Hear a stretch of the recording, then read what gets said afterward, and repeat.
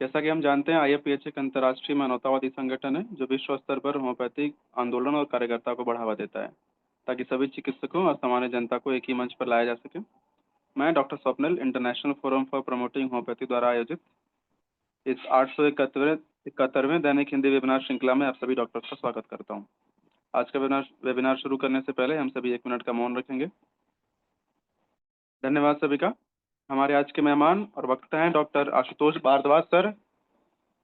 Doctor Ashutosh Bhardwaj sir का जन्म 12 अगस्त 1971 को हुआ। उन्होंने दिल्ली विश्वविद्यालय से बीएचएमएस तथा national law school university Bengaluru से मेडिकल लॉ और एथिक्स में स्नातकोत्तर डिप्लोमा प्राप्त किया। वर्ष 1997 से हिमाचल प्रदेश सरकार में सेवाएं देते हुए वर्तमान में वरिष्ठ होम्योपैथिक चिकित्सा अधिकारी एवं औषधि निरीक्षक का दायित्व संभाल रहे हैं। होम्योपैथिक निर्माण समिति, औषधि क्रय समिति, वैज्ञानिक सलाहकार समिति, सीसीआरएस शिमला तथा नैतिकता एवं पंजीकरण बोर्ड एनसीएच के सदस्य भी रहे हैं। 2015 से 2020 तक सर सीसीएच के निर्वाचित सदस्य भी रहे। अपने राष्ट्रीय एवं अंतर्राष्ट्रीय संगोष्ठियों में हिमाचल प्रदेश सरकार एवं आयुष मंत्रालय का प्रतिनिधित्व भी किया है। वर्तमान में sir state council of homeopathy Himachal Pradesh के रजिस्ट्रार के रूप में भी कार्यरत है। मैं सर से अनुरोध करता हूं कि वो अपना व्याख्यान प्रारंभ करें और अपने ज्ञान और अनुभव को हमारे साथ साझा करें। Over to you sir. Doctor Swapnil, मेरी प्रेजेंटेशन शायद आप शेयर कर दें, कुछ यहाँ नेट का इशू लग रहा है।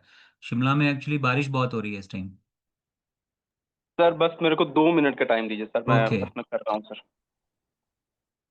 सबको मेरा नमस्कार। जो भी इस समय इस वेबिनार में जुड़ गए हैं, मैं स्पेशल धन्यवाद करना चाहूँगा डॉक्टर सानी का, जिन्होंने मुझे ये अवसर दिया कि मैं इस वेबिनार श्रृंखला में पार्टिसिपेट कर पाऊँ। बाकी मैं जैसे बीच में कई बार ये प्रेजेंटेशंस देखता रहता हूँ, वेबिनार अटेंड करता रहता हूँ, तो ज़्यादातर सब्जेक्ट्स जो हैं वो क्लिनिकल सब्जेक्ट, क्लिनिकल एक्सपीरियंस के सब्जेक्ट होते हैं। तो क्योंकि मेरा एक एक्सपीरियंस जो सरकारी क्षेत्र में काम करने का भी है, सीसीएच में भी है, और जो मैंने क्वालिफिकेशन मेडिकल लॉ एथिक्स में ली है, तो मुझे लगता है कि हमारे जो चिकित्सक बंधु हैं उनको सबको इस तरह से जो कानूनी प्रावधान है विभिन्न मेडिकल लॉ के, उन सब के बारे में भी जानकारी होनी चाहिए। क्योंकि आजकल के समय में जिस तरह से मरीजों में जागरूकता बढ़ी है, और कानून भी नए नए सरकार लेके आई है, तो हमें जानकारी होना, उसकी जानकारी होना बहुत आवश्यक है। क्योंकि जानकारी का अभाव आपका कोई डिफेंस नहीं है कानून की नज़र में। जब जब तक सब कुछ ठीक चलता है तब तक सब ठीक चलता है, लेकिन जब कभी कुछ गड़बड़ हो जाती है तो हम लोगों को अपने आप को डिफेंड करने के लिए कानून की जानकारी होना बहुत ज़रूरी है। अब जैसे आपको ध्यान होगा कि टेलीमेडिसिन जो एक कंसेप्ट था, ये कोविड के बाद ज़्यादा एक तरह से प्रचलित हुआ। तो बेसिकली टेलीमेडिसिन क्या है? टेलीमेडिसिन तो हम लोग अपनी जिंदगी में जब से डॉक्टर बने हैं तब से लोग टेलीमेडिसिन का हम सहारा ले ही रहे हैं। टेलीमेडिसिन एक नाम अब प्रचलन में ज़्यादा आ गया, लेकिन टेलीमेडिसिन क्या है बाय डेफिनेशन अगर हम देखें तो टेलीमेडिसिन सिंपली बिना क्लिनिक में गए, डॉक्टर के क्लिनिक में गए बिना अगर हम कोई भी उसकी सेवा लेते हैं, वो टेलीमेडिसिन की श्रेणी में आ जाता है। आप टेलीफोन के माध्यम से आप किसी से, पड़ोसी से पूछवा रहे हैं दवाई, वो भी एक तरह की टेलीमेडिसिन है। क्योंकि आप एक अपने अटेंडेंट से दवाई पूछवा रहे हैं, तो वो एक टेलीमेडिसिन, टेक्निकली वो टेलीमेडिसिन ही है। और डब्ल्यूएचओ की डेफिनेशन जो टेलीमेडिसिन की है वो आप सामने आपके स्क्रीन पर ही है। कोई भी ऐसी सर्विस जिसमें कि एक डिस्टेंस क्रिटिकल फैक्टर होता है, दूरी के हिसाब से, जहाँ दूर से आप कोई भी सूचना लें, कोई आदान प्रदान आपस में करें, किसी भी टेक्नोलॉजी के सहयोग से मरीज के निदान के लिए, डायग्नोसिस के लिए, इलाज के लिए, उसको बचाने, उसकी प्रिवेंशन के लिए, चोट से बचने के लिए, बीमारी से बचने के लिए, कोई किसी भी तरह की जो भी हम सेवा लेते हैं वो उसको हम टेलीमेडिसिन की श्रेणी में लेते हैं। और यहाँ तक कि जो हेल्थ केयर वर्कर की ट्रेनिंग का कुछ भी, उनकी कैपेसिटी बिल्डिंग का कुछ कार्यक्रम हो, कुछ भी हो, उसमें वो टेलीमेडिसिन की क्लास में आता है। और टेलीमेडिसिन में अर्जेंसी जो है वो एक एसेंस जिसको कह सकते हैं कि वो है। और टेलीमेडिसिन का फायदा क्या है और नुकसान क्या है, सबसे बड़ी बात तो हम ये देखते हैं। टेलीमेडिसिन में मरीज की सुविधा भी है और चिकित्सक की सुविधा भी है। मरीज की सुविधा यह है कि उसको हर छोटी बात पर डॉक्टर के पास जाए बिना चिकित्सा की सलाह मिल रही है। आप मरीज के घर में बच्चा बीमार हो गया और बुखार आ गया, वो क्लिनिक जाएगा, हॉस्पिटल जाएगा, 2 घंटे 4 घंटे लाइन में लगेगा, पर्चा बनवाएगा, उसके बाद डॉक्टर को दिखाएगा और फिर दवा लेगा। तो लेकिन अगर टेलीमेडिसिन की सुविधा वो लेता है तो वो मरीज 10 मिनट में भी अपने बच्चे को या खुद के लिए दवा ले लेगा। उसी तरह से चिकित्सक के लिए, डॉक्टर के लिए क्या फायदा है टेलीमेडिसिन का, कि उसके मरीज के या डॉक्टर क्लिनिक या हॉस्पिटल में मरीज का रश बढ़े बिना वो मरीज की सहायता, जो उसका बेसिक काम है, मरीज की सहायता कर सकता है, मरीज को सुविधा दे सकता है। हिंदुस्तान में हम लोग भारत चाहे चांद पर पहुंच गया, मार्स पर भी पहुंच गया, लेकिन बहुत सारी जगह ऐसी हैं जहां हम अभी डॉक्टर नहीं पहुंच पाया है। स्पेशली जहां मेरी स्टेट है, हिमाचल जैसी स्टेट है, और भी जिसमें ट्राइबल एरियाज हैं, रिमोट पहाड़ी क्षेत्र है, तो उसमें टेलीमेडिसिन का कंसेप्ट एक बहुत है। और अगर हम भारत सरकार का स्वास्थ्य नीति भी देखें, उसमें बहुत हमारी कोई भी स्कीम टेलीमेडिसिन के कंसेप्ट के बिना, डिजिटल टेक्नोलॉजी के इस्तेमाल के बिना कोई स्कीम पूरी नहीं होती है। हमारे नेशनल आयुष मिशन में भी जो स्कीम्स हैं उसमें बहुत बड़ा कंपोनेंट एक टेलीमेडिसिन के नाम से आता है। जितनी मर्जी ग्रांट आप भारत सरकार से इस साइड में ले सकते हैं, बहुत इसका बहुत ज़्यादा प्रोत्साहित जो है वो। और स्पेशली मोदी जी का जो डिजिटल इंडिया का कंसेप्ट है उसमें भी ये बिल्कुल सही एक तरह से फिट बैठता है। Next please.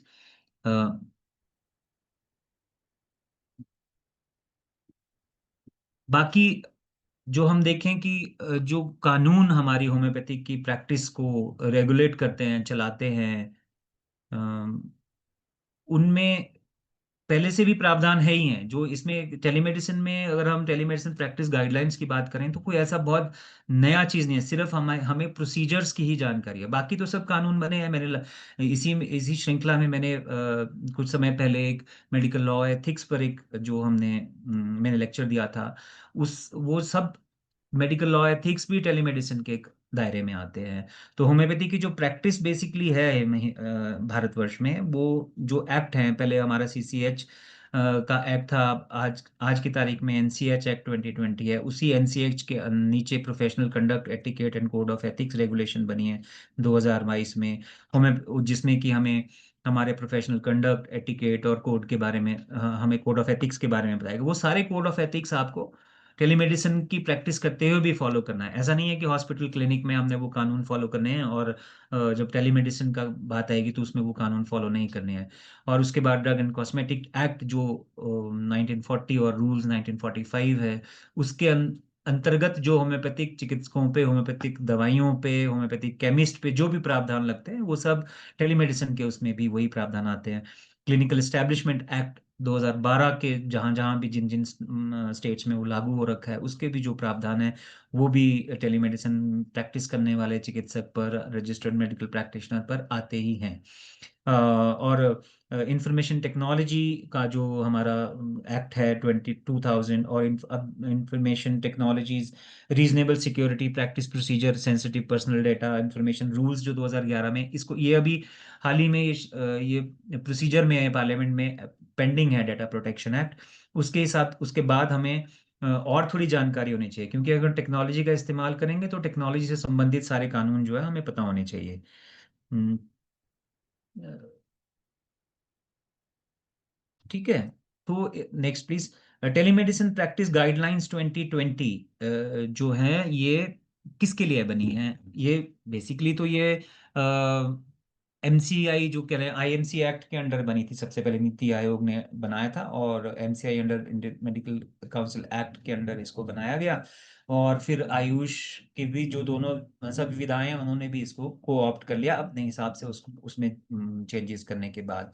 जो एलोपैथिक वाले जो क्लिनिकल एस्टेब्लिशमेंट एक्ट, जो टेलीमेडिसिन प्रैक्टिस गाइडलाइंस है, उनमें दवाओं के बारे में, क्योंकि उनकी दवाओं के बारे में 2-3 तरह की क्लास बनाई गई थी कि कौन कौन सी दवाएं आप दे सकते हैं, फर्स्ट कंसल्ट पे कौन सी दवा देनी है, फॉलोअप पे कौन सी दे सकते हैं, और कौन सी दवाएं बिल्कुल नहीं दे सकते हैं।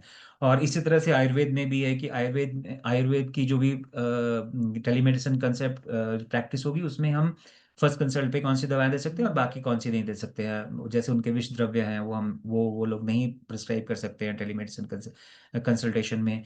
और जो उनके पंचकर्म के कुछ प्रोसीजर हैं वो बिल्कुल भी एडवाइज नहीं कर सकते हैं ऑन टेलीमेडिसिन। होम्योपैथी के बारे में इस तरह की दवाओं के बारे में कोई रिस्ट्रिक्शन की लिस्ट या कोई रिस्ट्रिक्शन नहीं है। ठीक है। तो बाकी ये जो हमारी गाइडलाइंस हैं टेलीमेडिसिन प्रैक्टिस की, इनको कोड ऑफ एथिक्स और एटिकेट्स के साथ में भी पढ़ा जाना चाहिए। ठीक। तो इसके बाद next please, pre requisite for RMP क्या जरूरत है, मतलब उसमें क्या क्या जरूरतें हैं एक टेलीमेडिसिन प्रैक्टिस करने के बाद। इसमें सबसे बड़ा ध्यान हमें ये रखना है कि जो हमारा जो प्रोफेशनल और एथिकल जो नॉर्म और जो स्टैंडर्ड है हमारे, जो हमारी ड्यूटी ऑफ केयर पेशेंट के लिए बनती है in real face to face consultation clinic में हॉस्पिटल में, उसी तरह की केयर, ड्यूटी ऑफ केयर जिसको हम लॉ की भाषा में ड्यूटी ऑफ केयर बोलते हैं, ड्यूटी जो हमें, वो हमारी उसी ही स्टैंडर्ड की होनी चाहिए। ये नहीं है कि हम क्लिनिक में बैठे हैं तो मरीज को हम बहुत अच्छे से देखते हैं, लेकिन अगर हम टेलीमेडिसिन कंसल्टेशन करें तो चलते फिरते कर रहे हैं, उसको सीरियसली नहीं ले रहे हैं, उसके आधा रिकॉर्ड देख ही नहीं रहे हैं, उसकी आधी बात पूछ ही नहीं रहे हैं। तो जो हमारी जो प्रोफेशनल रिस्पॉन्सिबिलिटी है और एथिकल जो रिस्पॉन्सिबिलिटी है और उसके जो नॉर्म्स और स्टैंडर्ड होने चाहिए वो उसी तरह से ही होने चाहिए जिस तरह के एक real face to face in person consultation में होती है। ठीक है। दूसरा ये था कि जब ये बनी, जब टेलीमेडिसिन की गाइडलाइंस बनाई गई थी तो इसमें ऑनलाइन कोर्सेज का प्रोविजन था 2020 जब ये बनाए। तो हर आइडली जो टेलीमेडिसिन की प्रैक्टिस करेगा, टेलीमेडिसिन की टेक्नोलॉजी का यूज करेगा डॉक्टर, अब रजिस्टर्ड प्रैक्टिशनर, उसको एक तरह का कोर्स करना है। लेकिन वो समहाउ वो आगे उसके बाद उसको बनाया नहीं गया और बना नहीं पाया। और हमारे सबसे ज्यादा बहुत ज्यादा डॉक्टर्स जो हैं वो बिना किसी ट्रेनिंग के, बिना किसी सर्टिफिकेशन के, बिना किसी कोर्स के ही टेलीमेडिसिन प्रैक्टिस कर रहे हैं। लेकिन ये आगे आगे लीगल इश्यूज और एथिकल इश्यूज आने वाले हैं, कुछ केसेस कोर्ट में हो गए। मुझे कभी मौका मिलेगा दोबारा से इसमें करने का तो मैं टेलीमेडिसिन या दूसरी तरह के जो मेडिको लीगल केसेस अभी तक हुए हैं हिंदुस्तान में या फॉरेन कंट्रीज में, तो वो उसका भी मैं एक प्रेजेंटेशन आपको दूंगा कि किस तरह की प्रॉब्लम्स आ सकती हैं। इसलिए ये बेहतर है, ये मेरी एक बहुत बड़ी इच्छा थी, मैंने अपने डिपार्टमेंट में भी, क्योंकि टेलीमेडिसिन का वो हुआ था, आई मीन प्रोजेक्ट्स चल रहे हैं, तो हमने अपने सारे डॉक्टर्स को ये वर्कशॉप एक कराई है so that they are sensitise to कि जो टेलीमेडिसिन की गाइडलाइंस है उनको जानकारी उनको हो और वो अपनी और मरीज की रक्षा और सुरक्षा दोनों कर पाए। ठीक है। सबसे फिर उसके बाद चलो अब हम शुरू कर देते हैं कि गाइडलाइंस में क्या लिखा हुआ है। गाइडलाइंस में जो इंटर स्टेट टेली कंसल्ट की बात करते हैं कि विद इन स्टेट, आप बिहार में बैठे हैं, आपका मरीज हिमाचल में है, मैं हिमाचल में बैठा हूं, मुझे कोई बिहार से कंसल्ट कर सकता है या नहीं कर सकता है कानूनी तौर पर। टेलीमेडिसिन में आप कर सकते हैं। ठीक है। आप with in state, with in India, Bharat के अंदर किसी भी स्टेट के किसी भी व्यक्ति को आप टेलीमेडिसिन कंसल्टेशन दे सकते हैं। हालांकि इसमें outside jurisdiction of India, Bharat के बाहर आप कनाडा में किसी पेशेंट को टेलीमेडिसिन देते हैं, वो लीगल, वो इन गाइडलाइंस के हिसाब से ठीक नहीं है। रीजन ये, अब इसमें भी थोड़ा सा एक पेच है कि फॉर एग्जाम्पल मैं हिमाचल में बैठा हूँ, शिमला में हूँ इस टाइम, और मैं दिल्ली में या बिहार में किसी मरीज को टेली कंसल्टेशन देता हूँ एंड वो कोई ना कोई लीगल इशू हो जाता है, उसमें कोई एथिकल इशू लीगल इशू होता है। तो अभी लॉ एक क्लियर नहीं है कि उस पे एक्शन कहाँ होगा। ठीक है। कौन सी काउंसिल वो मिसकंडक्ट को ट्रीट करेगी, उसको डील करेगी, हिमाचल काउंसिल करेगी या बिहार की काउंसिल करेगी। दूसरे कानून, कंज्यूमर प्रोटेक्शन एक्ट और ये वो सब में, वो बिहार में भी मुझे केस कर सकता है, वो शिमला आके भी मेरे पे केस कर सकता है। लेकिन अभी इस मामले में थोड़ा क्लैरिटी नहीं है कि वो उसको कौन सी काउंसिल डील करेगी। क्योंकि आप देखिए इन पर्सन कंसल्ट में तो ये है कि आप जो अभी नए गाइडलाइंस आई हैं BERH की NCH के अंडर, उसमें आप दूसरी स्टेट में अगर प्रैक्टिस करते हैं जहां आप रजिस्टर्ड नहीं है तो आपको वहाँ एनरोल करना है। फॉर एग्जांपल अगर दिल्ली में, एक फरीदाबाद में, गुड़गांव में और दिल्ली में कोई प्रैक्टिस कर रहा है तो उसको तीनों, दोनों स्टेट्स में ही, दिल्ली में भी और गाजियाबाद में कोई करता है तो उसको यूपी में भी एनरोल होना है। और अगर फरीदाबाद में करता है तो उसको हरियाणा में भी एनरोल होना है, और जबकि उसकी मेन क्लिनिक या मेन रजिस्ट्रेशन दिल्ली में है। वो 3 जगह अगर उसके क्लिनिक है तो उसको एनरोलमेंट 2 जगह में करनी है, और उसकी मेन रजिस्ट्रेशन दिल्ली में होगी एज पर न्यू एक्ट, नए रूल्स के हिसाब से। लेकिन इस टेलीमेडिसिन कंसल्टेशन में आप दिल्ली में ही बैठ के करें, वहाँ आपको ऐसा कोई ज़रूरी अभी गाइडलाइंस नहीं है कि आपको अगर बिहार का मरीज देखना है तो बिहार की काउंसिल में भी आपको एनरोल करना है।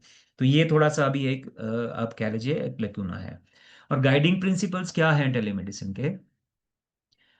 सबसे बड़ी बात वही जो मैंने कहा कि टेलीमेडिसिन कंसल्टेशन जो है वो विद रिगार्ड टू एथिक और law in personal traditional consultation के बराबर ही ट्रीट होगी।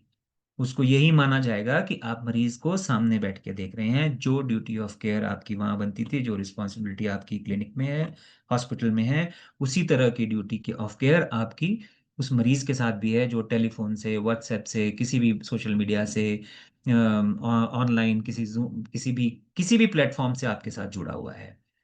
ठीक है। और दूसरी बात ये कि प्रोफेशनल जजमेंट, एक आरएमपी की जो प्रोफेशनल जजमेंट है वो गाइडिंग प्रिंसिपल होगी all for all telemedicine consultation. मरीज नहीं डिसाइड करेगा कि उसको टेलीमेडिसिन कंसल्टेशन में जाना है या नहीं जाना है। मरीज की मर्जी से नहीं जाने की तो उसको ऑप्शन है भी, लेकिन आने टेलीमेडिसिन कंसल्टेशन के लिए अगर डॉक्टर को लगता है उसकी प्रोफेशनल जजमेंट में कि ये मरीज टेलीमेडिसिन से नहीं देखा जाएगा, मैं इसको टेलीमेडिसिन से नहीं देखूंगा, वो बिल्कुल उसको मना कर सकता है।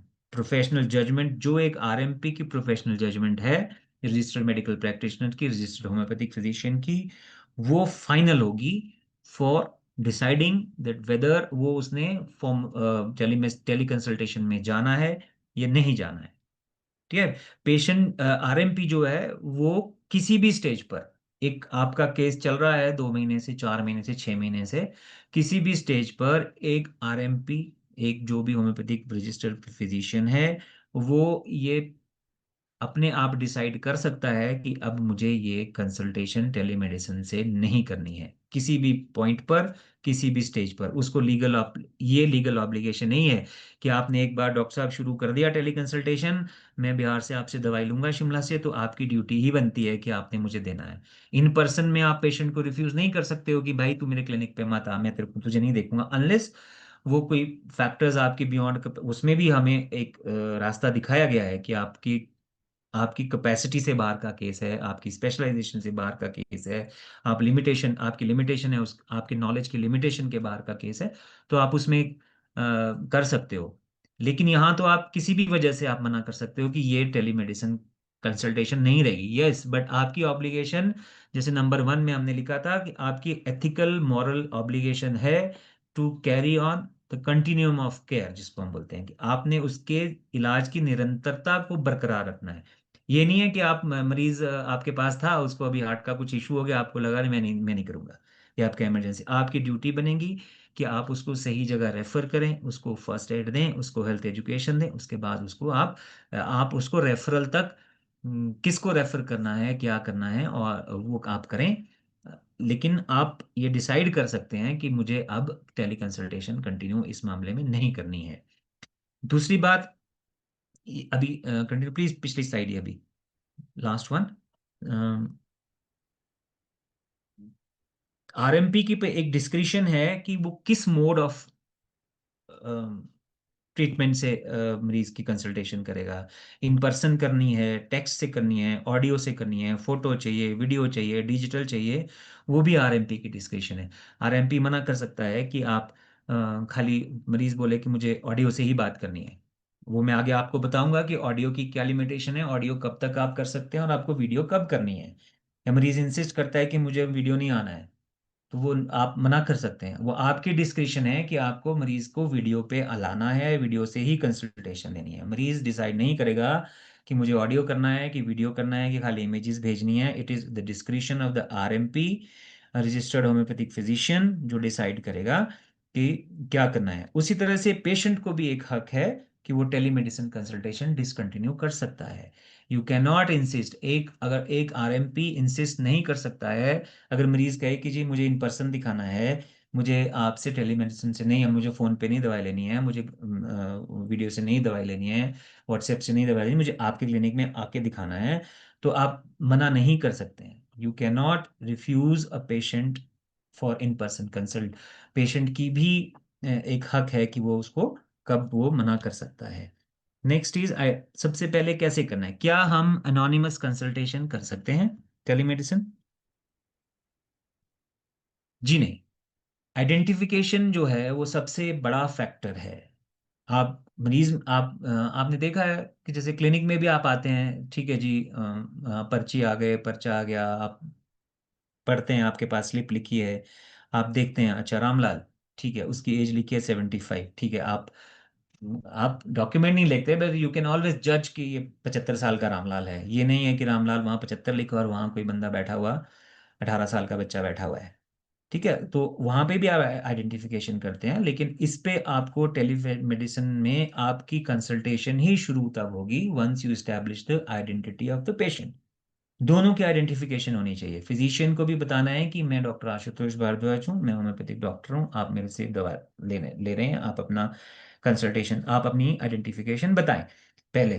क्योंकि बहुत सारे केसेस हो सकता है कि फेक भी हो, कुछ भी हो, वो आप रियल लाइफ में आपको एक्सपीरियंसेस, क्योंकि सब सीनियर फिजिशियन हैं, सबको पता ही होता है, स्पेशली मेडिको लीगल केसेस में, कोई कोर्ट में कचहरी में किसी के आपसे सर्टिफिकेट बनवा गया, कुछ भी कर गया, ठीक है, तो वो आपको ध्यान रखना है। गवर्नमेंट एम्प्लॉयज है, झूठा वो घर पे बैठा है, उसके नाम पे कोई और आके आपसे टेलीमेडिसिन कंसल्टेशन कर ले, या वैसे ही आपके क्लिनिक में आके फिर किसी को गलत रिप्रेजेंट करके पर्चा बनवा ले। तो आपको आरएमपी की ड्यूटी बनती है कि उसको वेरीफाई करना है, और पेशेंट की आइडेंटिटी को, एज प्रूफ को, रजिस्टर्ड आईडी को देखना है। जो वो कोई भी रजिस्टर्ड गवर्नमेंट आईडी कुछ भी हो सकती है, आधार हो, पैन हो, ड्राइविंग लाइसेंस हो, कुछ भी, किसी भी तरह का कार्ड हो। और अपने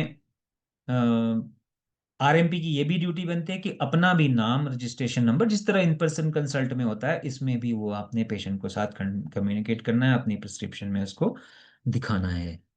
ठीक है, नेक्स्ट, टेलीमेडिसिन के मोड और मेथड्स क्या हैं? ठीक है जी, ये दो तरह के होते हैं वैसे, सिंक्रोनस और नॉन सिंक्रोनस। सिंक्रोनस होते हैं जिसमें कि हम दोनों आपस में एक ही समय पे बात कर रहे हैं, चाहे वो ऑडियो है, चाहे वीडियो है, चाहे कुछ भी है, सामने उधर पेशेंट बात कर रहा है, इधर आप बात कर रहे हैं, वो सिंक्रोनस है, दोनों एक तालमेल से बात कर रहे हैं। एक एसिंक्रोनस होता है जिसमें कि पेशेंट आपको मेल भेजेगा, आप अगले दिन देखें, 2 दिन देखें, आज देखें, शाम को देखें, वो व्हाट्सएप करेगा, वो एसिंक्रोनस मोड है। तो सिंक्रोनस मोड वैसे टेलीमेडिसिन में सबसे बेस्ट मोड है। उसमें भी आपके पास ऑप्शन है, टेक्स्ट है, लिख सकते हैं, इमेजेस भेज सकते हैं, ऑडियो बात कर सकते हैं, ऑडियो रिकॉर्डिंग भेज सकते हैं, वीडियो भेज सकते हैं, या किसी भी डिजिटल डिवाइस के साथ कोई भी डेटा आप भेज सकते हैं। या फिर ये मिक्स मेथड भी हो सकता है कि आप कुछ बातें आपकी ऑडियो पे होगी, वीडियो पे होगी, कुछ आपने मेल से मंगवाई, वो आपने एसिंक्रोनस देखा, तो ये मिक्स्ड मेथड भी होता है। और जो प्लेटफॉर्म होगा जहां पे आरएमपी ये सब चीजें करेगा, आरएमपी की चॉइस है, रजिस्टर्ड मेडिकल प्रैक्टिशनर की, उसकी चॉइस है, उसकी कन्वीनियंस है। लेकिन पहले जो यूएस में भी बहुत सारी स्ट्रिक्ट गाइडलाइंस थी टेलीमेड कंसल्टेशन को लेकर, लेकिन बाद में कोविड के बाद उन्होंने भी बहुत सारी चीज़ें रिलैक्स की। यहाँ पे इंडिया में जो हमारी गाइडलाइंस है वो पेशेंट को नज़र में रख के बनाई गई है, it's convenience.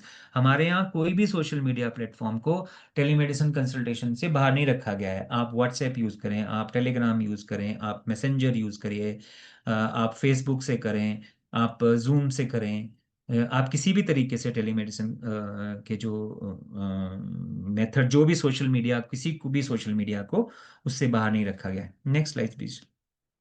Next, next, next, बस ठीक है। ठीक है, कोई भी सोशल मीडिया को मना इसमें नहीं किया गया है कि आप ये मेथड नहीं है। हमें सिर्फ दो चीज़ों का ध्यान रखना है, अपनी कन्वीनियंस, जिसमें हम हमारी कन्वीनियंस, ऐसा नहीं है कि हम कोई ऐसा प्लेटफॉर्म ले लें, बहुत सारे मार्केट में ऑनलाइन ऑनलाइन आजकल प्लेटफॉर्म्स अवेलेबल है ना, वो मरीज को उस पर काम ही ना करना है, या डॉक्टर को उस पर काम ही ना करना है, लॉग इन ही ना होना है, तो इस तरह से नहीं रखना है आपने। मरीज की नॉलेज लेवल, उसकी टेक्नोलॉजिकल अवेयरनेस, और अपनी भी, ये नहीं है कि सारे डॉक्टर बहुत टेक्नोलॉजी में बहुत तेज हैं, डॉक्टर्स की भी अपनी लिमिटेशन है, अपना नॉलेज है, इंटरेस्ट होता है। सबसे बड़ी बात, आज की यंग जनरेशन तो बहुत वेल वर्स्ड है, हमारे जैसे लोग बहुत वेल वर्स्ड नहीं है टेक्नोलॉजी के साथ। तो हमें हमें जो हाँ कंफर्टेबल हम रहते हैं, उस तरह से हमने करना है। हमारा मेन मकसद मरीज की मदद करना है, ना कि उसको टेक्नोलॉजी के ऐसे जाल में उलझाना है कि वो अपनी बात ही रख ना पाए और हमारी बात समझ ना पाए। नेक्स्ट, कंसल्टेशन के प्रोसेस क्या क्या होते हैं? कंसल्टेशन के प्रोसेस, जैसे इसमें 4 प्रोसेस हमने दिए हैं कि मरीज आरएमपी को करेगा, या जो उसका केयर गिवर मरीज का होगा वो आरएमपी को कांटेक्ट करेगा, कंसल्ट करेगा। तीसरा, एक हेल्थ वर्कर आरएमपी को करेगा, या आरएमपी आरएमपी को करेगा। मरीज आपको फोन करता है कि मुझे दवा, मुझे इस मामले में आपसे सलाह लेनी है, ठीक है, वो एक फैक्टर है। फिर दूसरा केयर गिवर है। केयर गिवर किसका? या आप बहुत छोटे बच्चे का क्या है, 18 साल से कम का पेशेंट है, बहुत बुजुर्ग पेशेंट है, बात नहीं कर पाता है, समझ नहीं पाता है, तो केयर गिवर के भी आरएमपी को कंसल्ट। ये नहीं है कि सिर्फ मरीज ही आरएमपी से टेली कंसल्टेशन कर सकता है, केयर गिवर भी कर सकता है, हेल्थ वर्कर भी कर सकता है आरएमपी को कवर कवर आप घर पे बैठे हैं, आपके हॉस्पिटल में नर्स है, फार्मासिस्ट है, हेल्थ वर्कर है, फील्ड में कोई आप कहीं कैंप में गए हैं, वहाँ पे वहाँ कैंप से आपको कोई कंसल्ट करता है, गवर्नमेंट सेटअप में आपके आशा वर्कर्स है, वो आपसे कंसल्ट करना चाहती है, male health worker, female health workers हैं फील्ड में, वो आपसे कंसल्ट करना चाहते हैं, तो वो भी इस गाइडलाइंस में आपसे दे आर ऑथोराइज्ड। उनके लिए कंडीशंस, उनके लिए रिक्वायरमेंट्स कुछ अलग हैं मरीज को, स्पेशली कंसेंट को लेके। उसके बाद आरएमपी टू आरएमपी कंसल्ट, एक होम्योपैथिक फिजिशियन दूसरे होम्योपैथिक फिजिशियन से कर सकता है, एक homeopathic physician specialist homeopathic physician से बात कर सकता है, या एक आरएमपी दूसरे आरएमपी आयुर्वेदिक डॉक्टर के साथ भी कंसल्ट कर सकता है, और एलोपैथिक किसी हार्ट हार्ट स्पेशलिस्ट, किसी भी सर्जन के साथ भी वो कंसल्ट कर सकता है, वो भी टेलीमेडिसिन की क्लास में अलाउड है। और वो लेकिन डेफिनेटली उनको पेशेंट को कंसेंट का जो वेराइट मतलब एक कह लें आप, अलग तरह का कंसेंट लेना पड़ता है।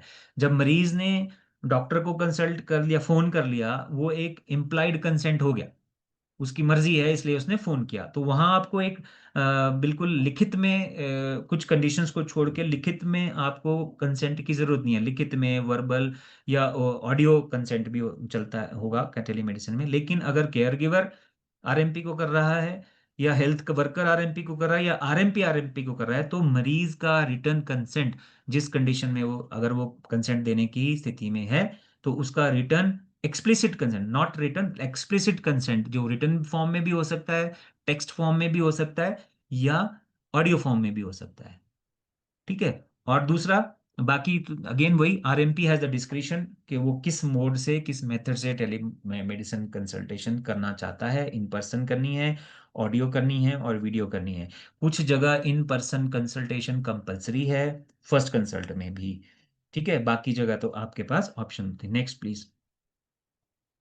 सो इनिशिएशन ऑफ टेली कंसल्ट कैसे होती है? पेशेंट ऑडियो टेक्स्ट से आपको व्हाट्सएप मैसेज लिख सकता है, फोन कर सकता है, या वीडियो कॉल कर सकता है, तो वो वहां पे उसका इम्प्लाइड कंसेंट हो गया, वो उसका उसका कंसेंट है आपसे ट्रीटमेंट लेने का, वहां आपको कंसेंट मांगने की जरूरत नहीं है। सबसे पहले आपने पेन मरीज को आइडेंटिफाई करना है, मरीज को कहना है अपनी आइडेंटिटी दिखाइए।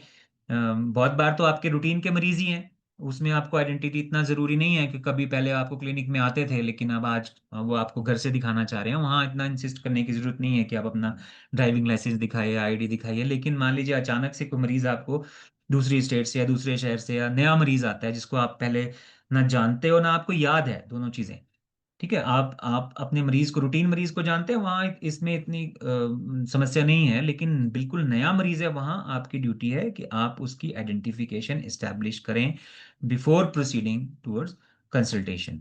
और फिर उसकी एक क्विकली असेसमेंट उसकी करें। और असेसमेंट क्या करनी है कि उस मरीज को इमरजेंसी तो नहीं है, इमरजेंसी केयर की जरूरत तो नहीं है, छाती में दर्द बोल रहा है तो खाली हम ये मरीज तो ये सोच के फोन करेगा कि मुझे गैस्ट्रिक होगी डॉक्टर साहब, मेरे सिर में दर्द हो रही है, मेरा मेरा हाथ नहीं उठ रहा है डॉक्टर साहब, मुझे बाजू में दर्द हो रही है। वो आपको देखना है कि कहीं वो हार्ट का पेशेंट तो नहीं है, हाइपरटेंशन क्राइसिस में तो नहीं जा रहा है, या कहीं स्ट्रोक का पेशेंट तो नहीं है। तो वो उस तरह की आप सब कुछ पहले एस्टेब्लिश कर लें, और देखें कि वो इमरजेंसी केयर की ज़रूरत तो नहीं है। अगर उसको इमरजेंसी केयर की ज़रूरत है तो उसको फ़ौरन जितनी फर्स्ट एड आप बता सकते हैं बताएं। उसके बाद उसको रेफरल करना है, अप्रोप्रिएट रेफरल करना है। ये नहीं कह देना है कि बस नहीं जी आप में ये मैं नहीं देख सकता, ये आप जाइए। उसको सही जगह पहुंचाना वो भी आपकी जिम्मेवारी हो जाएगी। दूसरी बात, अगर आपको लगा कि नहीं ठीक है इसमें कोई इमरजेंसी केयर या इमरजेंसी केयर की ज़रूरत नहीं है, फिर आप उसकी डिटेल इन्वेस्टिगेशन करिए और उसकी असेसमेंट करिए। उसके बाद भी आपको लगता है तो अगेन आप उसको फर्स्ट एड के लिए भेज सकते हैं। लेकिन असेसमेंट बड़ी ज़रूरी है मरीज की इनिशियल, जैसे ही वो मरीज आपके पास आता है। Next please. Next, detailed evaluation करनी है आपने मरीज की। ठीक है।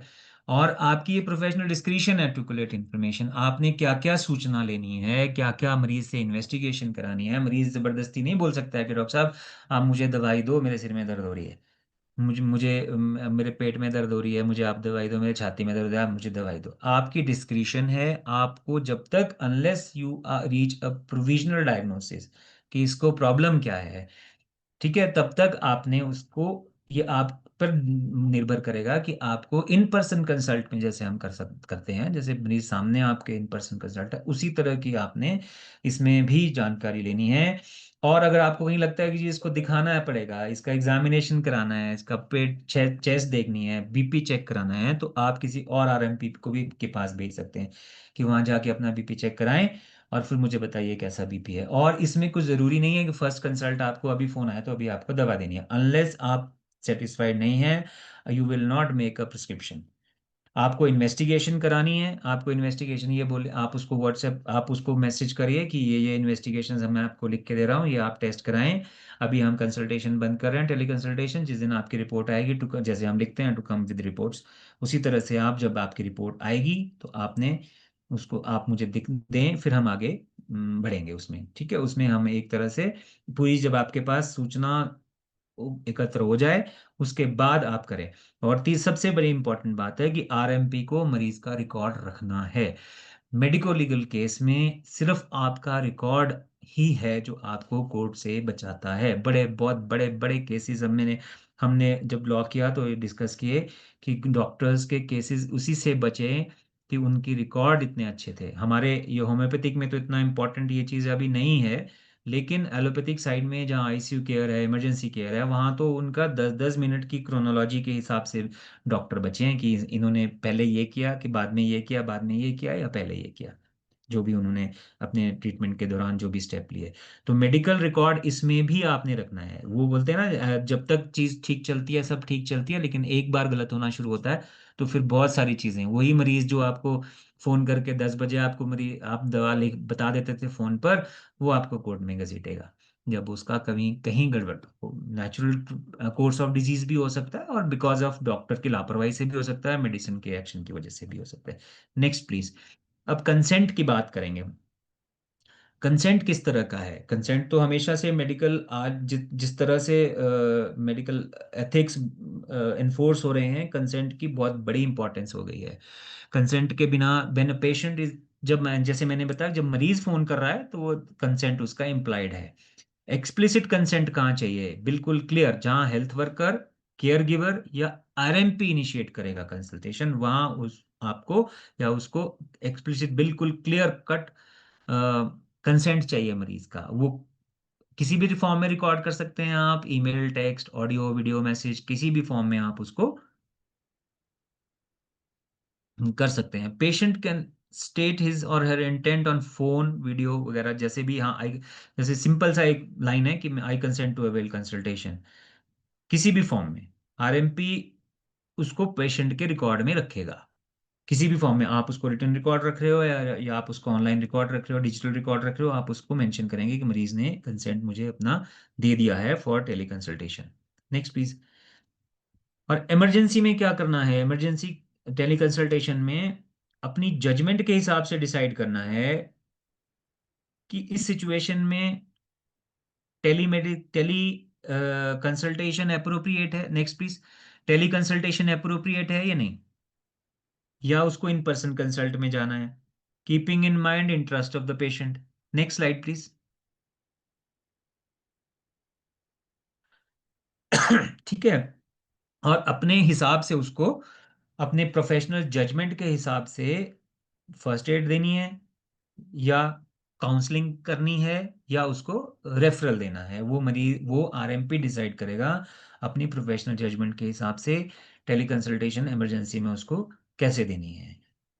क्योंकि ये इसी तरह के केस हैं जो बहुत जिनका चांस है कि वो कोर्ट में जा सकते हैं, लीगल मैटर बन सकते हैं कि आपने बहुत सीरियसली उसको चेक नहीं किया और मरीज went in for some serious cardiac problem, या उसको स्ट्रोक, वो इवॉल्विंग स्ट्रोक में था, हमने उसको सिर दर्द और कमजोरी कमजोरी की दवा देख ली और उसको रेफर नहीं किया टाइमली, या उसको हमने फर्स्ट एड नहीं एडवाइस किया।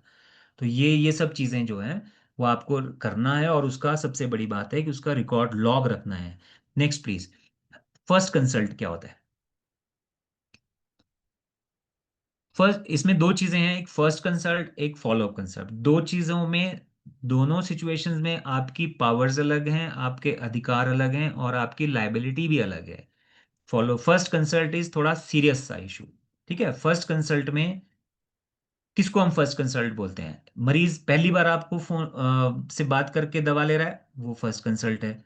दूसरा, 6 महीने होने के बाद, पहली कंसल्टेशन के 6 महीने होने के बाद आपसे कंसल्ट कर रहा है, वो चाहे सेम ही कंडीशन है, वो फर्स्ट कंसल्ट आ गई। बट 6 महीने से पहले कर रहा है लेकिन नई प्रॉब्लम है, ठीक है, पहले आप सिर दर्द की दवा ले रहा था, अब उसका पाँव फ्रैक्चर हो गया, वो फर्स्ट कंसल्ट हो गया। और सबसे बड़ी बात कि उसने पहले आपसे कंसल्ट किया था लेकिन आपको याद नहीं है, आपके पास, आपको याद नहीं आ रहा कि मैं ये, इसने मुझसे पहले कंसल्ट लिया था नहीं लिया था, वो भी फर्स्ट कंसल्ट माना जाएगा। फर्स्ट कंसल्ट में आपको एलोपैथिक साइड में तो उनकी लिस्ट है मेडिसिन की, जो खाली वही दवाई फर्स्ट कंसल्ट में दे सकते हैं। सेकंड कंसल्ट या फॉलोअप कंसल्ट, उसको हम बोलते हैं कि फर्स्ट कंसल्ट ऑडियो भी हो सकती है, वीडियो भी हो सकती है। सेकंड कंसल्ट होगी टेली कंसल्टेशन के बाद, इन पर्सन कंसल्टेशन के बाद जो हम काम करेंगे उसको हम सेकंड कंसल्ट, फॉलोअप कंसल्ट बोलते हैं।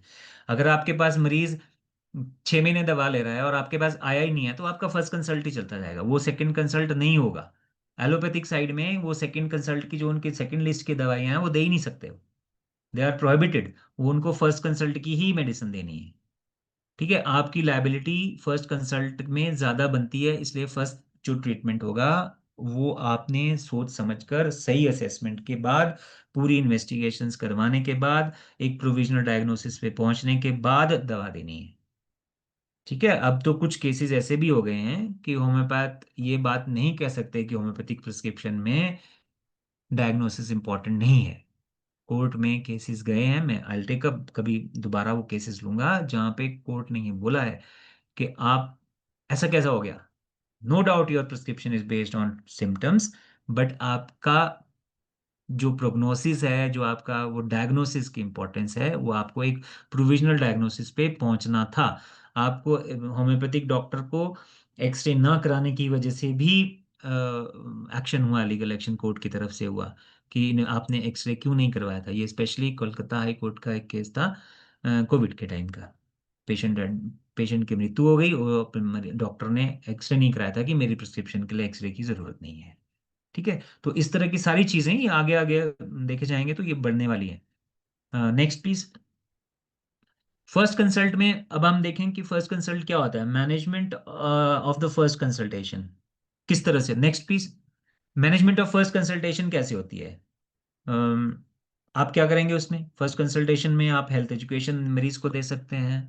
ठीक है, उसको उसकी बीमारी से संबंधित जो भी जानकारी आपने देनी है वो देनी है, उसकी काउंसलिंग करनी है, और उसके पास मेडिकेशन देनी है। जैसे ये स्लाइड में हमने लिखा कि, क्योंकि आयुष के लिए स्लाइड बनी थी, तो विष द्रव्य हैं जो आयुर्वेद की दवाइयां हैं, कुछ इस शेड्यूल ई में आती हैं उनकी, और नारकोटिक्स और साइकोट्रोपिक सब्सटेंसेस आपने नहीं देने हैं, एक्सक्लूडिंग ये आप इसको मेडिकेशन आपने वो देनी है। दैट इज फर्स्ट कंसल्टेशन में आपका ये रोल आता है। Next please. Follow-up consult means the patient is consulting with an RMP within 6 months of his previous in-person consultation. ठीक है, विद इन 6 महीने, जैसे मैंने बताया कि 6 महीने के अंदर अंदर किया था, और नया सिम्टम नहीं होना चाहिए इसमें, कि नया सिम्टम आएगा तब भी वो फर्स्ट कंसल्ट हो जाएगा। उसी बीमारी का नहीं होना चाहिए, राइट। रूमेटॉइड आर्थराइटिस में है, पहले उसका घुटना दुख रहा था, अब उसका कंधा दुख रहा है, तो वो नया सिम्टम नहीं है, वो उसी स्पेक्ट्रम उसी बीमारी का है। सो वो फॉलोअप कंसल्टेशन में आएगा। लेकिन वो रूमेटॉइड आर्थराइटिस का पेशेंट है और उसको डायरिया है या कुछ और नई प्रॉब्लम है या कुछ स्किन की एलिमेंट है which is not exactly with in the spectrum of that disease, उसको हम फर्स्ट कंसल्ट ही लेंगे। ठीक है। और या आप आरएमपी को याद नहीं है कि वो पहले क्या ट्रीटमेंट थी, क्या एडवाइस थी, या उसका इवन पेशेंट का भी अगर याद नहीं है, तो भी हम उसको फर्स्ट कंसल्टेशन ही मानेंगे, उसको फॉलोअप कंसल्ट नहीं मानेंगे। Next please. तो फॉलोअप कंसल्ट में जो हमारा फ्लो चार्ट रहेगा वो ये रहेगा, कैसे मैनेजमेंट करना है, हेल्थ एजुकेशन, काउंसलिंग।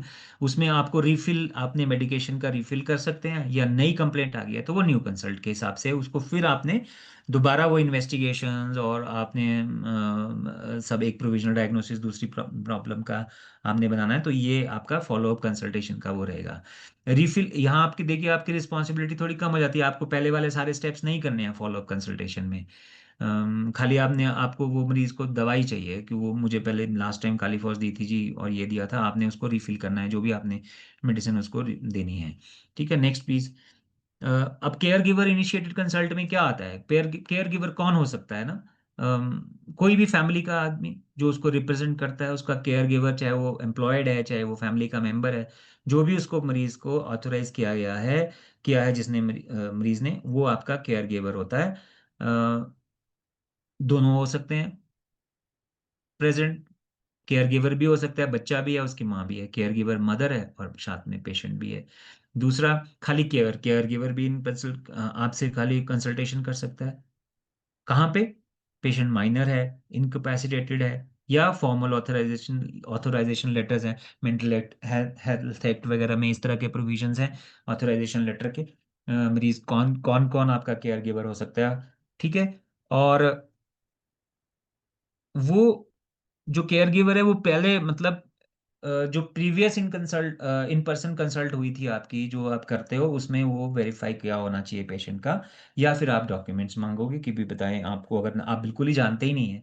अब मान लीजिए कोई आपके पास मरीज आ जाए किसी और की दवाई लेने के लिए। ठीक है, वो आपको देखना है कि केयर गिवर भी जो है वो वेरीफाइड होना चाहिए बाय द पेशेंट, या कुछ ऐसे डॉक्यूमेंट्स हो जहां से आपको पता चले कि वो उसी पेशेंट का केयर गिवर है। Next please. Health worker initiated consult में वो हेल्थ वर्कर कौन हो सकता है, नर्स हो सकती है, जैसे मैंने कहा था mid level health worker, health practitioner हो सकता है, एएनएम हो सकती है, कोई भी एक अप्रोप्रिएट अथॉरिटी के द्वारा हेल्थ वर्कर, जैसे आशा वर्कर है, या एएनएम्स जो भी फील्ड में काम करने वाले हैं, वो जाके फील्ड में गए हैं और वहाँ से आपको कंसल्ट कराना चाहते हैं पेशेंट को, वो करा सकते हैं। ठीक है, एनी हेल्थ किसी भी मतलब आप कह लीजिए हेल्थ एस्टेब्लिशमेंट में, कैंप में, होम विजिट में, मोबाइल मेडिकल यूनिट में, कम्युनिटी बेस्ड कोई इंटरेक्शन ऐसी हो रही है जहाँ पे ये जो हेल्थ वर्कर है वो किसी भी पब्लिक या प्राइवेट एस्टेब्लिशमेंट के आदमी हो सकते हैं, वो आपसे कांटेक्ट करके मरीज को टेली कंसल्टेशन प्रोवाइड करा सकते हैं। और लेकिन ज़रूरी है कि हेल्थ वर्कर ने मरीज को देखा हुआ होना चाहिए।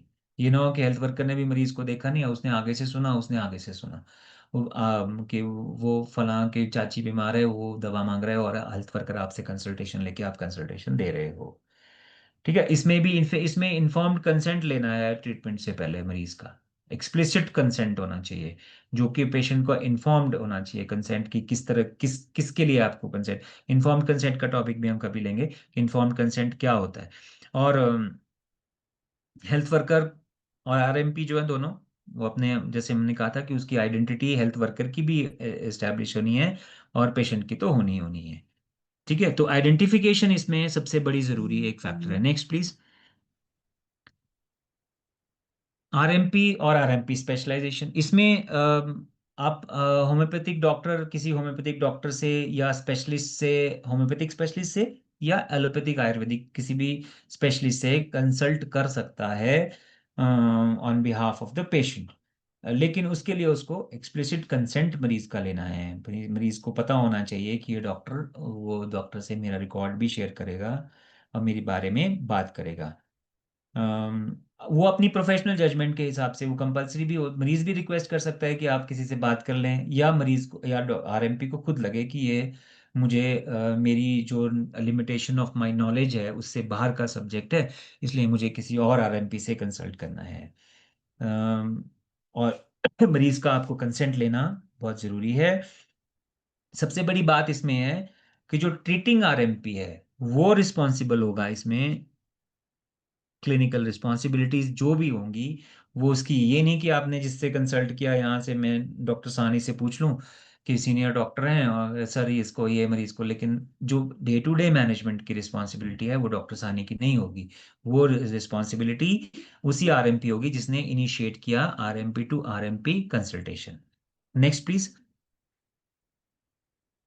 प्रिस्क्रिप्शन गाइडलाइंस क्या है?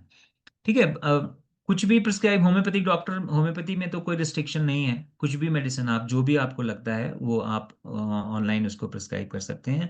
लेकिन रिस्पॉन्सिबिलिटी उतनी ही रहेगी, प्रोफेशनल रिस्पॉन्सिबिलिटी दवा देती बार, जो आपकी इन पर्सन ट्रेडिशनल कंसल्ट में कंसल्टेशन में होती है। उसी तरह के किस आपको ध्यान रखना है, उसी तरह की इंस्ट्रक्शंस कन्वे करनी है जिस तरह की आपको इन पर्सन, लेकिन थोड़ा सा ये इसमें थोड़े प्रोटोकॉल और एसओपी थोड़े बनाने पड़ते हैं आपको। प्रिस्क्रिप्शन कब देनी है? जब आप एक पूरी तरह से तसल्ली हो जाती है आपको कि आपने जो जो इन्फॉर्मेशन लेनी थी वो आपके पास आ गई, एडिक्वेट है, रेलेवेंट है और सफिशिएंट है। तीनों तो एडिक्वेट भी होनी चाहिए, रेलेवेंट भी होनी चाहिए और सफिशिएंट भी होनी चाहिए इन्फॉर्मेशन उसके। और मेडिकल कंडीशन आपने एक प्रोविजनल डायग्नोसिस बना लिया, इसका ये प्रॉब्लम है, इसको ये हो सकता है। आगे naturally you have to have a prognosis also. और उसके बाद से ये भी होना चाहिए कि जो प्रिस्क्राइब की गई मेडिसिन है, जो लिखी गई दवाई, ये मरीज के हित में है। ठीक है, ये चारों चीजें आप देख लें, उसके बाद आप प्रिस्क्रिप्शन करें। Next please. बाकी हम टेलर मेड, उसमें कोई रुकावट नहीं है कि आपको सिंगल प्रिस्क्रिप्शन देनी है, कुछ भी देनी है। हमारे यहाँ जो अपनी फॉर्मुलेशन सबने बनाई होती हैं, जो भी आप फॉर्मुलेशंस हैं as per act, as per law, as per हमारे लिटरेचर, आप उसको, मिक्सिंग भी अलाउड है, सब कुछ तरह की दवाइयाँ आप दे सकते हैं। बाकी तो स्टेट एक्ट हैं, ऑर्डर हैं, वो जो भी प्रिस्क्रिप्शंस हैं, जिस स्टेट में आप प्रिस्क्रिप्शन कर रहे हैं उसमें जो रूल्स होंगे उस टाइम, वो भी आपको ध्यान रखना है। फॉर एग्जांपल अगर हम नेक्स्ट प्लीज, अगर जैसे आजकल महाराष्ट्र में शुरू है कि आप एलोपैथिक दवा दे सकते हैं, होम्योपैथिक डॉक्टर्स दे सकते हैं, कानून बना है, लेकिन वो हिमाचल में नहीं है, इसलिए आप होम्योपैथिक वहाँ, वहाँ का महाराष्ट्र का बैठा हुआ डॉक्टर अगर वो अलाउड भी है एलोपैथिक देने को, वो हिमाचल में नहीं दे सकता है, क्योंकि हिमाचल के होम्योपैथिक डॉक्टर को एलोपैथिक दवाई देना अलाउड नहीं है। ठीक है, तो जो उस, जहां आप कंसल्ट दे रहे हैं उस स्टेट के रूल की जानकारी होना आपकी जिम्मेवारी है। Next please. और बिना प्रिस्क्रिप्शन के देना या बिना प्रोविजनल डायग्नोसिस के आप, अप्रोप्रिएट प्रोविजनल डायग्नोसिस के अगर आप इलाज करते हैं, वो आप मिसकंडक्ट की क्लास में आता है। और नेक्स्ट प्लीज। और transmission and issuing of prescription कैसे देनी है, वो भी आप किसी भी तरह से photo scan, digital copy, signed prescription, e prescription, next please, आप मरीज को आप दे सकते हैं। In case RMP is transmitting the prescription directly to the pharmacy, अगर आपने सीधा केमिस्ट को भेजना है आप कर सकते हैं, लेकिन आपको मरीज का कंसेंट उसमें होना चाहिए। Next slide please. The categories of medicine that can be, ठीक है, और क्या क्या दवाइयाँ दी जा सकती हैं वो सेंट्रल गवर्नमेंट जो है टाइम टू टाइम नोटिफाई करें। होम्योपैथी में इस तरह की कोई कैटेगराइजेशन अभी नहीं है। तो आपको, आप किसी भी फॉर्म में photo scan, digital copy, sign prescription, किसी भी तरह से फोटो खींच के व्हाट्सएप से, ईमेल से प्रिस्क्रिप्शन आप भेज सकते हैं। और आपको फार्मेसी में अगर भेजनी है तो मरीज का रिटर्न कंसेंट होना, का एक्सप्लिसिट कंसेंट होना चाहिए। Next please. ठीक है, एक फॉर्मेट ऑफ प्रिस्क्रिप्शन है, ये ऑलमोस्ट वही है जो हमारा BRH ने भी किया, और ये स्टैंडर्ड सब्सक्रिप्शन है। एक आपको बस इंपॉर्टेंट है कि आपको लॉग रखना है, पेशेंट ने कब कॉल किया, फलां मरीज, उस मरीज का एक आप चार्ट बना, एक पेज लगा लें, और जब जब वो फ़ोन करता है आपने लिखना है। उसकी रिकॉर्डिंग रखने की ज़रूरत नहीं है, लेकिन उसने कब कॉल किया वो आपको लिखना है कि उसने कब कॉल आपको किया। लॉग, एक प्रिस्क्रिप्शन का लॉग और पेशेंट कॉल का लॉग आपको रखना है। Next please. डिजिटल रिकॉर्ड हमने बता दिया कि आपको रिपोर्ट्स, डॉक्यूमेंट्स, सब कुछ वो करने हैं, रिकॉर्ड रखनी है। और प्रिस्क्रिप्शन की कॉपी भी आपको रखनी है। ठीक है, मेडिकल एथिक्स एंड, आप शायद आगे चले गए। मिसकंडक्ट ड्यूरिंग टेली कंसल्टेशन क्या है? आरएमपी जबरदस्ती बोल रहा है कि मुझे टेली कंसल्टेशन ही करनी है, मरीज बोल रहा है ना मुझे इन पर्सन आना है, वो एक मिसकंडक्ट है। ठीक है, आप मरीज की इमेजेस फोटोज डेटा कहीं शेयर कर रहे हैं, वो एक मिसकंडक्ट आ जाता है। और प्रोहिबिटेड मेडिसिन आप यूज कर रहे हैं, वो आपका मिसकंडक्ट आ जाता है। और मरीज को आप एडवर्टाइजमेंट नहीं दे सकते, ये थोड़ा एरिया ऐसा है कि जिसको जिसको काबू करना बहुत मुश्किल है, ये हो रहा है, लेकिन मरीज को आप सोलिसिट नहीं कर सकते, आप मरीज को कह सकते हो एडवर्टाइजमेंट नहीं कर सकते हैं अपने कि टेलीमेडिसिन के लिए इंड्यूसमेंट नहीं दे सकते। Next please. ये डिजिटल रिकॉर्ड आपको रखना है, मैंने बता दिया।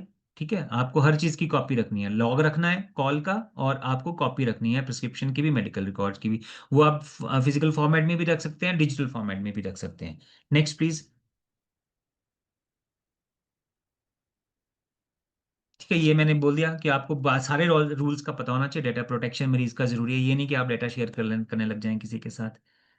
ठीक है, नेक्स्ट प्लीज। और जो हम डेटा प्रोटेक्ट फी आप ले सकते हैं, आप बिल्कुल जितनी आपकी इन पर्सन की कंसल्टेशन है आप ज्यादा ले जो भी, लेकिन that should be as per law defined होनी चाहिए। मरीज को कंसल्टेशन से पहले पता होना चाहिए कि मेरी इस कंसल्टेशन की इतनी फीस है। अप्रोप्रिएट फीस हो, आप रसीद दें, इनवॉइस दें, वो टैक्स का मैटर है, वो आपका अपना है, लेकिन फीस जो है मरीज को पहले पता होनी चाहिए। जैसे इन पर्सन कंसल्टेशन में भी कंपलसरी है कि आपकी फीस जो है वो बाहर लिखी हुई होनी चाहिए कि मेरी मरीज की फीस ये है। पेशेंट शुड हैव, उसको जानकारी होनी चाहिए कि मरीज डॉक्टर साहब ने मुझसे 1,000 रुपये लेना है, 500 रुपये लेना है। ये नहीं है कि आपने कंसल्टेशन के बाद फिर आप बोलें कि मेरे अकाउंट में 1,000 रुपये डलवाएं। मीन्स पेशेंट को पता होना चाहिए, आप चार्ज कर सकते हैं लेकिन एज पर लॉ जो भी उस टाइम उसके कानून है। Next please. और एग्रीगेटर जो है ना ऑनलाइन प्लेटफॉर्म, उनकी क्या जिम्मेवारी है? उनको खाली जो ये प्रैक्टो और इस तरह के जो भी एग्रीगेटर बोलते हैं हम इनको, प्लेटफॉर्म जो टेक्नोलॉजी प्लेटफॉर्म्स हैं, अगर आप इन पे काम कर रहे हैं तो उनकी भी कुछ जिम्मेवारियां निर्धारित की गई हैं। उनको आरएमपीज को ही एनरोल करना है, अनक्वालिफाइड बंदा नहीं वो कर सकते हैं। और कॉन्टैक्ट डिटेल्स, क्वालिफिकेशंस वगैरह उसमें सब बनानी है उनको। उनको मशीन लर्निंग से कंसल्टिंग काउंसलिंग अलाउड नहीं है। प्रिस्क्राइबिंग भी आप चैट जीपीटी पे जाके वो एग्रीगेटर उसको एनरोल, चैट जीपीटी से प्रिस्क्रिप्शन नहीं करा सकता है। ठीक है, एआई या मशीन लर्निंग प्लेटफॉर्म जो है वो प्रिस्क्रिप्शन काउंसलिंग कंसल्टिंग नहीं कर सकते हैं। और इस तरह की कोई भी वायलेशन होती है तो आप अगर कोई रिपोर्ट करता है तो उनको वो ब्लैकलिस्ट हो सकते हैं। और उनको एक ग्रीवेंस मैकेनिज्म, शिकायत निवारण का एक तरीका जो है वो बनाना पड़ेगा। Next please. और मेडिको लीगल केसेस से कैसे बचें हम? नंबर सबसे बड़ी बात, आइडेंटिटी ऑफ द पेशेंट बना के रखें। और इमरजेंसी ध्यान से समय के रहते पता करें। और प्रिस्क्रिप्शन लिस्ट को फॉलो करिए जो भी स्टेट काउंसिल लॉज वगैरह हैं। और अपनी इन्वेस्टिगेशन सारी प्रिस्क्रिप्शंस की फॉर्म रखें, ये कॉपी रखें, फिजिकल फॉर्म में भी रखना बेहतर है, अगर आपने बचना है डिजिटल फॉर्म में भी रख सकते हैं। और पेशेंट का डेटा किसी के साथ भी नहीं शेयर करें। और legal issue in person consultation की तरह सेम ही रहते हैं। और इसमें ये जो गाइडलाइंस, नेक्स्ट प्लीज, इसकी कुछ पॉजिटिव एस्पेक्ट ये हैं कि ये पेशेंट फ्रेंडली हैं और सिंपल हैं, समझने लायक हैं। और आरएमपी को प्रोफेशनल फ्रीडम दी गई है। ठीक है, नेक्स्ट प्लीज। और इस तरह से ये गरीब मरीज, गांव के मरीज जो बहुत ज़्यादा टेक्नोलॉजी में एडवांस नहीं है, उसके लिए इसको सुलभ बनाया गया, उसको सुगम बनाया गया है।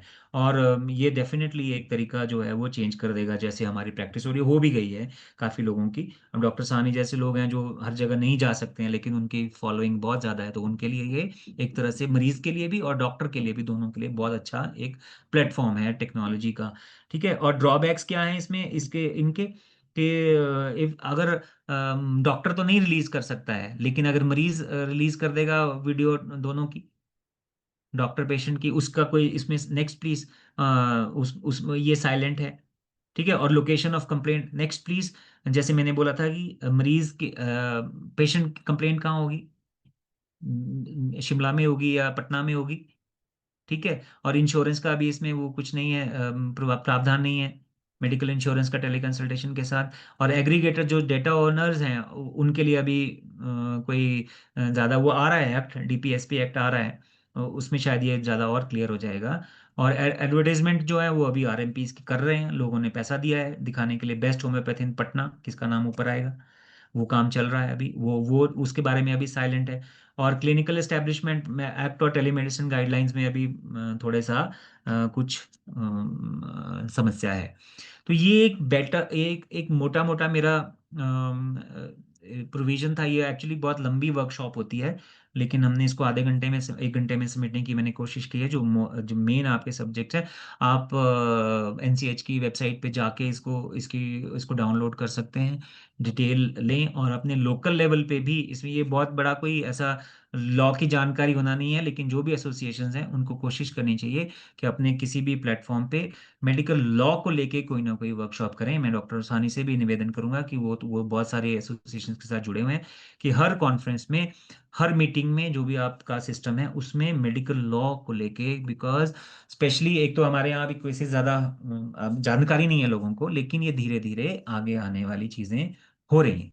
अभी आज की डेट में आप किसी को स्ट्रामोनियम 30 या आर्सेनिक एल्बम 30 लिखता है तो मरीज चौंकता है, मरीज पढ़ता है, मरीज देखता है, और नई भी कंप्लेंट होती है तो उसको लगता है कि मुझे आर्सेनिक पॉइजनिंग होगी। तो हमें ये सब चीज़ें तैयार रहना है।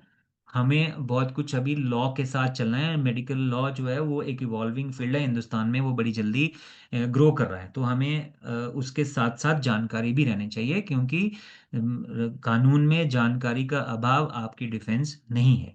तो मेरी ये कोशिश थी कि जो भी शायद आपने इसमें, वैसे तो जो लोग प्रैक्टिस कर रहे हैं उनके लिए बहुत कुछ नया नहीं है, लेकिन फिर भी कुछ तो नया इसमें मैंने कोशिश किया देने की। नेक्स्ट टाइम कभी भी मौका मिलेगा तो मैं केसेस लेना चाहूंगा कि मेडिकल लॉ, आप जानिए आज जो बहुत पुराने पुराने सुप्रीम कोर्ट की जजमेंट्स देखें तो उसमें होम्योपैथिक डॉक्टर्स इन्वॉल्व हैं। 1970 से भी, 1960 में भी सुप्रीम कोर्ट तक होम्योपैथिक डॉक्टर्स के मिसकंडक्ट गए हुए हैं, बहुत सारी जजमेंट्स हैं। तो वो कभी मैं कोशिश करूंगा कि उससे डील करें। बहुत बहुत धन्यवाद। आप कितने लोग पार्टिसिपेंट्स यहाँ जुड़े, कुछ शायद they must have taken something home. थोड़ा वही वाली बात है कि 10वीं के बाद हिंदी पढ़ी नहीं है, इसलिए हिंदी व्यवहार में भी बोलने में थोड़ी मुझे मुश्किल होती है। डॉक्टर सानी ने कहा था कि कोशिश करें कि जितने ज़्यादा हिंदी बोल सकें। तो thank you very much doctor Sani, specially for giving me this opportunity. धन्यवाद।